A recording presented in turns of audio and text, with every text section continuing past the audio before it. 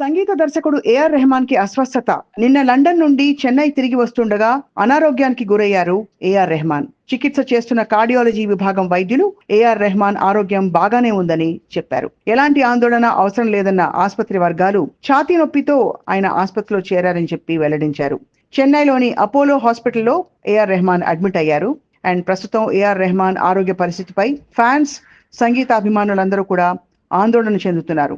1967 జనవరి 6న జన్మించిన ఏఆర్ రెహమాన్ తన సంగీత ప్రయాణంలో భారతదేశమే గర్వించదగ్గ ఆస్కర్ విజయాన్ని సాధించి పెట్టిన విషయం అందరికీ తెలిసిందే. తన ప్రయాణాన్ని కొనసాగిస్తూ ఇటీవల కాలంలో కొంత కుటుంబ విషయాలలో కొంత స్ట్రెస్ కి లోనయ్యారని చెప్పి ఫ్యాన్స్ తీవ్రంగా ఆందోళన పడుతున్నారు. అతి త్వరలో ఏఆర్ రెహమాన్ కోలుకుంటారని చెప్పి ఆశిద్దాం.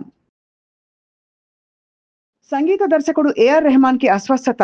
నిన్న లండన్ నుండి చెన్నై తిరిగి వస్తుండగా అనారోగ్యానికి గురయ్యారు ఏఆర్ రెహమాన్. చికిత్స చేస్తున్న కార్డియాలజీ విభాగం వైద్యులు ఏఆర్ రెహమాన్ ఆరోగ్యం బాగానే ఉందని చెప్పారు. ఎలాంటి ఆందోళన అవసరం లేదన్న ఆసుపత్రి వర్గాలు ఛాతీ నొప్పితో ఆయన ఆసుపత్రిలో చేరారని చెప్పి వెల్లడించారు.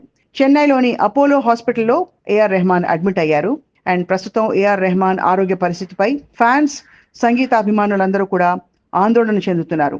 1967 జనవరి 6న జన్మించిన ఏఆర్ రెహమాన్ తన సంగీత ప్రయాణంలో భారతదేశమే గర్వించదగ్గ ఆస్కర్ విజయాన్ని సాధించి పెట్టిన విషయం అందరికీ తెలిసిందే. తన ప్రయాణాన్ని కొనసాగిస్తూ ఇటీవల కాలంలో కొంత కుటుంబ విషయాలలో కొంత స్ట్రెస్ కి లోనయ్యారని చెప్పి ఫ్యాన్స్ తీవ్రంగా ఆందోళన పడుతున్నారు. అతి త్వరలో ఏఆర్ రెహమాన్ కోలుకుంటారని చెప్పి ఆశిద్దాం.